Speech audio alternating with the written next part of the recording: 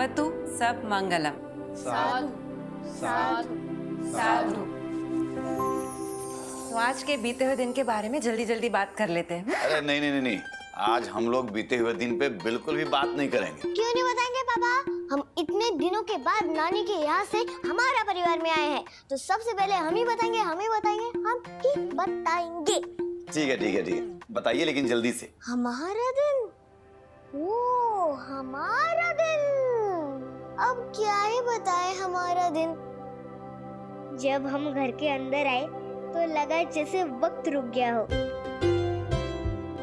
Mummy के गले लगते ही उनकी खुशबू में वो सुकून मिला जो दुनिया के किसी कोने में नहीं मिलता। पापा की मुस्कान में वो गर्व था जैसे हम उनकी दुनिया है। और हमें बहुत अच्छा लग रहा है कि हम आपसे, मम्मी से, पापा से, वीरू भैया से, शिवानी मासी से और प्रथम मौसा से सबसे मिले। तो और नानी के यहाँ क्या किया? हमने ना पेंटिंग क्लासेस भी ली और हमने पेंटिंग कंपटीशन में भाग भी लिया। बेटा अगर आपका हो गया तो थोड़ा हम भाग लें। भागे भैया कहाँ भागेंगे भाई? ये लीजिए। अरे आपको नहीं पता है क्या नेताजी, अरे आज हमारा परिवार के बीच में अरे फिल्म जगत के बहुत बड़े फिल्म निर्देशक, निर्माता और लेखक आ रहे हैं अतिथि बनकर। हाँ, पर आ कौन रहा है जीजू? फरिश्ते देखी हो? देखे? श्रद्धांजलि देखी हो? अरे देखे, बहुत बढ़िया है। वीर बेमिसाल है। जीनियस कमाल धमाल बेमिसाल जीजू। अपने अरे अपने तो हमने अपनों के साथ बैठकर देखी थी, भूल गए? और अपने हमारा परिवार की सबसे फेवरेट मूवी है ना? और गदर एक प्रेम कथा। अरे अनिल शर्मा जी आ रहे हैं का? अनिल शर्मा सर आ रहे हैं भाई। Oh my Thakur ji. अरे भैया तो सीधा कट पॉइंट पे आते ना। अरे मैं इंडिया की तरफ बात तो भूमिका क्या बना रहे थे भाई? देखो नेता, ऐसा है, संगति ही फल उपजे, संगति ही फल पाए। अब वैसे संगति से हमारे बड़का भैया को बाबा विश्वनाथ बचाए। कुछ भी बोल। अरे देख, हम तो ठीक है, शांत। तुम दोनों ये नाटक नौटंकी ना बंद करो।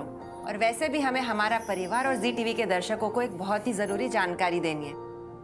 वनवास फिल्म जो है वो 20 दिसंबर यानी कल रिलीज हो रही है और इस फिल्म के डायरेक्टर अनिल शर्मा जी और उनके साथ ही साथ उनके राइटर मित्र सुनील जी हमारा परिवार के बीच आ रहे हैं और वो इस फिल्म के बारे में हमारे साथ चर्चा करेंगे। अरे पर कितनी देर में आ रहे हैं जीजू? अरे कभी भी आ सकते हैं भाई, रास्ते में हैं। अरे बाप रे, तैयारियां नहीं हुई है।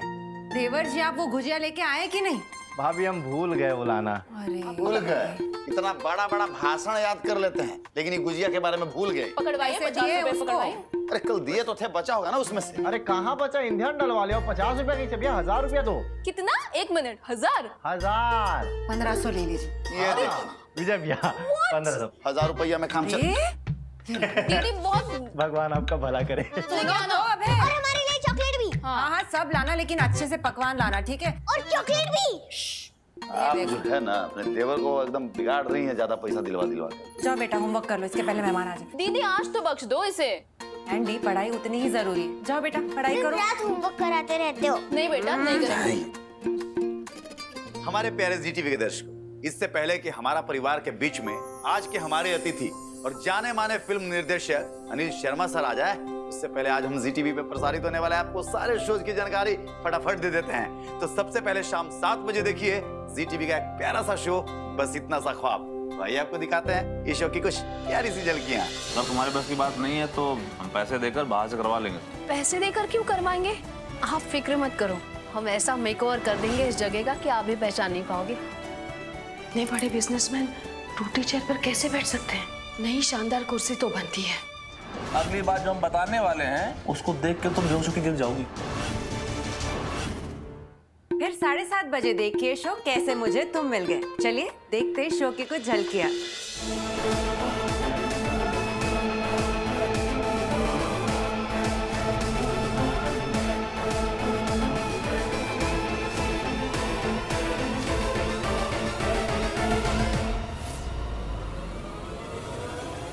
तेरी दीदी का फायदा उठाना चाहता ना तो कितना बेशर्म है, इसको शर्म भी नहीं आती क्या? मैं बहुत बोर हो गया हूँ इस नौटंकी से। रात 8 बजे देखिए जी टीवी का सबसे हिट शो भाग्य लक्ष्मी। हमारी भाग्य लक्ष्मी तो इधर है। वैसे आपको दिखाते हैं भाग्य लक्ष्मी की कुछ प्यारी सी झलकियां। इस वक्त मेरे पास खुश होने की एक भी वजह नहीं है, क्योंकि मुझे लग ही नहीं रहा है कि मैं डैड। तुम ना अभी मुझे जानती नहीं, असली ड्रामा शुरू करने में ना मुझे बिल्कुल भी टाइम नहीं लगेगा। तू अच्छे से जानती है उसके दिल की भावनाओं, लेकिन जानते हुए भी शायद तू समझना नहीं चाहती। तो छोड़ो मेरा हाथ। आगे करूँ या सीधे सीधे करूँ, बस ये बताओ। बकवास में टाइम नहीं है मेरे पास। बच्चा है तुम्हारे पेट में। फिर 8:30 बजे देखिए हमारी प्यारी सी जागृति को शो जागृति एक नई सुबह में। चलिए देखते शो के कुछ झलकियां। राम जी, मुझे शक्ति दीजिए कि मैं कालीकांत और अमूल को कल कोर्ट में सजा दिला सकूं और अपनी बेटी जागृति को सबके सामने गले लगा सकूं। यानी कि आप जानबूझकर पापा को जेल भिजवाना चाहती है और सबके सामने चित्ता गर्ल को अपनी डॉटर बनाना चाहती है।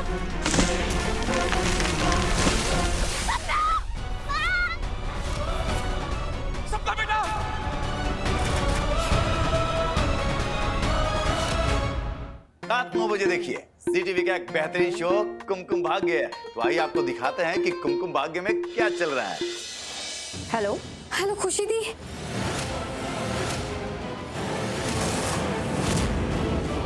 रुको। मैं ये सब करना नहीं चाहती थी, पर तुमने मुझे मजबूर किया मोनिशा, तुमने ये सब करवाया। फिर 9:30 बजे देखिए शो जाने अनजाने हम मिले। चलिए देखते इस शो की कुछ झलकियां। वैसे आप इतनी नफरत करते क्यों मिस्टर चावला से? वो मेरे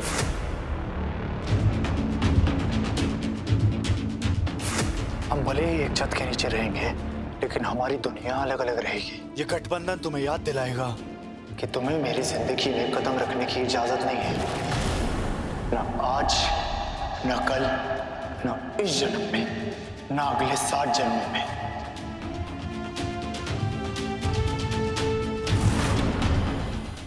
रात 10 बजे देखिए हमारी प्यारी वसु को शो वसुधा में। भाई आपको दिखाते हैं वसुधा की कुछ प्यारी सी झलकियां।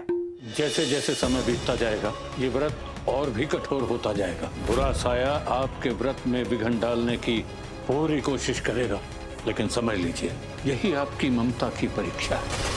हे माता माई, गुरुजी बड़े हुकुम और देवी हुकुम के कमरे में कुछ जरूरी बात कर रहे थे और मैंने गलती से सुन लिया। तो बता केसू, के टॉप सीक्रेट बता रहे थे गुरुजी भाभी से, बता। फिर रात 10:30 बजे देखिए शो जमाई नंबर 1। चलिए देखते शो की कुछ झलकियां। अभी अगर एक शब्द भी बोला ना तो जबान काटकर हाथ में दे दूंगी समझी। ये किस तरह बात कर रही हैं आप मुझसे? जो तुम्हें समझ में आती है ना उसी भाषा में बोल रही हूँ मैं, समझी? आपकी जगह अगर कोई और होता तो पहले अपनी गाड़ी जला दी थी, अब क्या मेरा घर जलाओगी? दुनिया जला दूंगी, लेकिन अपनी मॉम की बेइज्जती बर्दाश्त नहीं करूंगी। महाराज कैसी लगी सारे शोज की झलकियां? मजा आया ना? अरे हम और साक्षी जी तो खूब मजा लिए एकदम झलकियां देख करके। अरे साक्षी जी, लगता है अनिल शर्मा सर आ गए। मैंडी, अभय, वेदी जल्दी आओ। चलिए आप लोग कहीं मत जाइएगा, हम ही हैं और यू हैं। आप यहीं आइए, रुकिए। आ जाओ वेदी। जल्दी आओ। जितना बड़ा सपना होगा उतनी बड़ी तकलीफें होंगी, और जितनी बड़ी तकलीफें होंगी उतनी बड़ी कामयाबी होगी।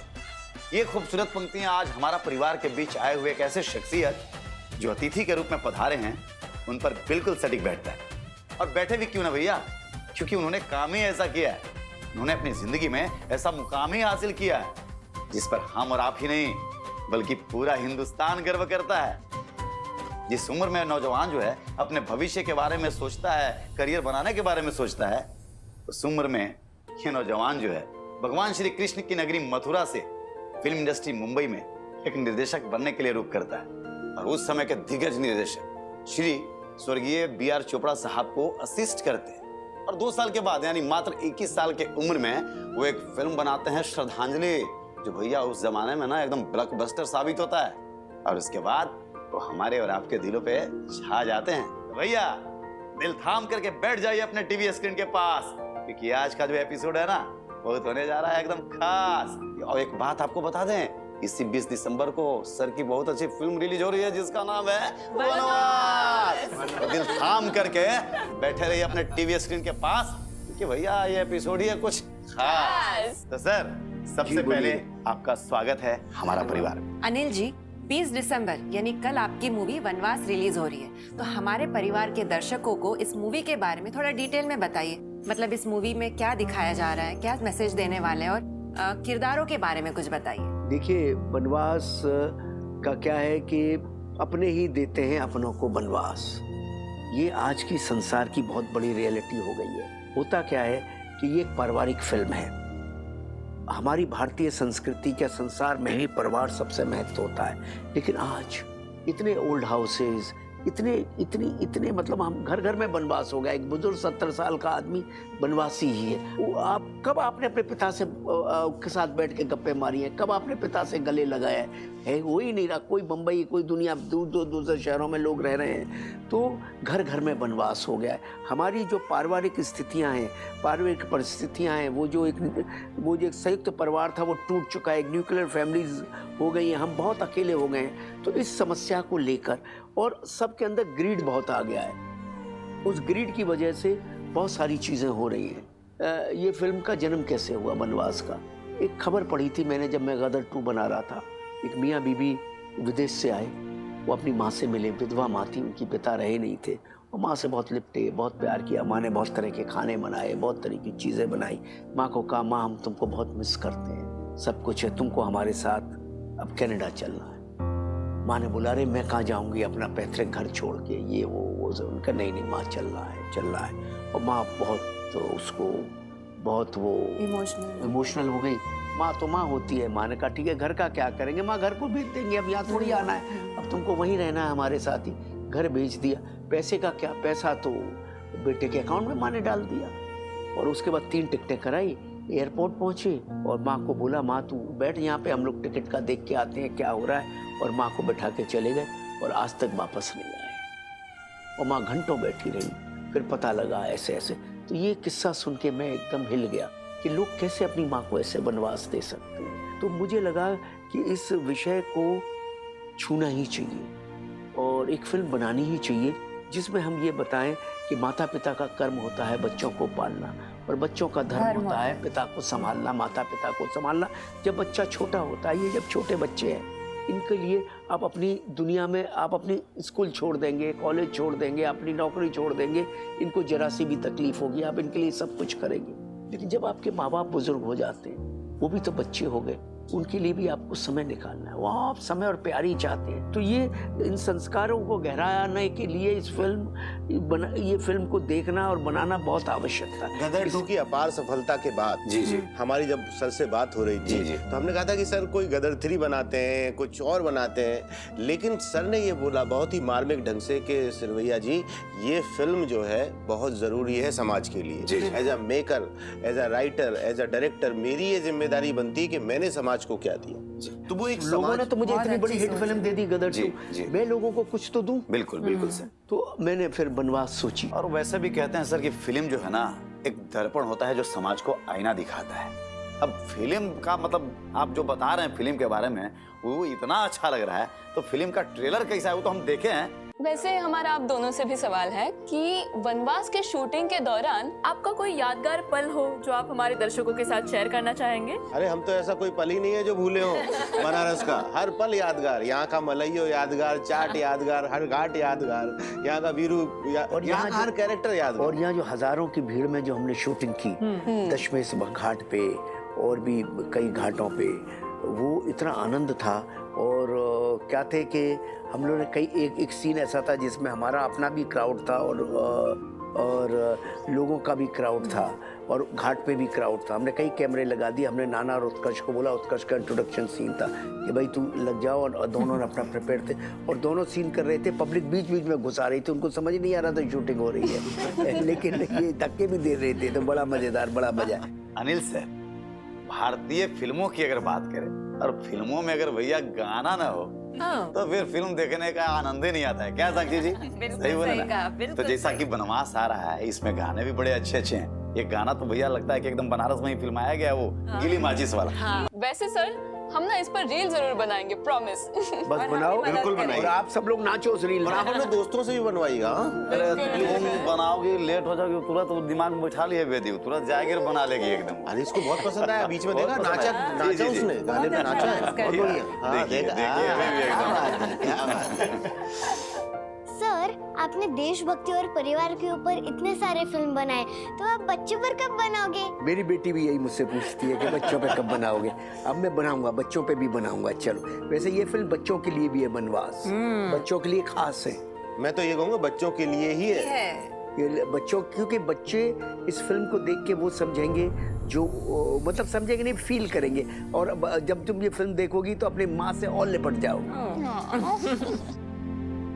अनिल सर, आपकी जो फिल्म आ रही है वनवास, जो कि पूरे भारतवर्ष में 20 दिसंबर को रिलीज होने वाली है, तो हमारा आपसे ये सवाल है कि उस फिल्म वनवास से हमारे युवाओं को क्या संदेश मिलेगा? सीख देने के लिए फिल्म नहीं बनाई, पहले हमने एंटरटेन करने के लिए और इमोशनली फील करने के लिए फिल्म बनाई है कि आप उस इमोशंस के जर्नी में आप डूबो। हमने इसलिए बनाई है। हमने एक ही बात से इस फिल्म को कहने की कोशिश की है कि भाई हर व्यक्ति फिल्म देखने के बाद उसके मन में एक भावना ऐसे कौंधने लगे, जो प्यार उसके माता पिता के प्रति है, उसमें जो हल्की फुल्की थोड़ी सी धूल जम गई है वो छट जाए। वो धूल भी क्या जमी, व्यस्तता की धूल है। कोई नफरत थोड़ी करता है माता पिता से, वो व्यस्तता की धूल है, थोड़ी सी छट जाए और वो जाके अपने माता पिता को गले लिप डाले। पिक्चर के एंड में भी हमने टाइटल डाला है, गो हग योर पेरेंट्स। वनवास देखने के बाद में आपको ये लगेगा कि नहीं यार, फैमिली टाइम बहुत अच्छा होता है। फैमिली थोड़ा फैमिली के लिए टाइम निकालें और थोड़ा माता पिता को केयर करें। जब वो बुजुर्ग हो जाएं तो हम उनका ख्याल रखें। जी, और हम चाहते हैं कि ये आपकी फिल्म वनवास जो है ना, गदर की तरह पूरे हिंदुस्तान के सिनेमा हॉल में गदर मचा दे। और आप अपना कीमती समय निकालकर हमारा परिवार के बीच में आए, इसके लिए आपका बहुत बहुत शुक्रिया सर। Ji, thank you. हमारे प्यारे ZTV के दर्शक, आज आपने देखा कि हमारा परिवार के बीच में फिल्म जगत के एक जाने माने निर्देशक अनिल सर और उनके साथ इस फिल्म यानी वनवास के लेखक सुनील सर अतिथि के रूप में है। भैया, ये तो हमारे भैया आए थे हमारा परिवार में अपनी फिल्म का, क्या बोलते हैं उसको भैया, एकदम प्रमोशन करने के लिए। तो थोड़ा सा अंग्रेजी में सर फंस जाते हैं, लेकिन हाँ, आपको भी मौका तो मिलता ही है। अगर आप भी चाहते हैं हमारा परिवार के बीच में अतिथि बनकर आना, बस उसके लिए आपको इतना ही करना है कि हमारा परिवार के ईमेल और व्हाट्सएप पर अपने विचार, अपने सुझाव, अपनी शिकायत, अपनी प्रशंसा भेजते रहना। तो चलिए, जुड़े रहिए हमारा परिवार और ZTV के साथ, क्योंकि प्यार से भरा संसार दिखाएगा हमारा परिवार।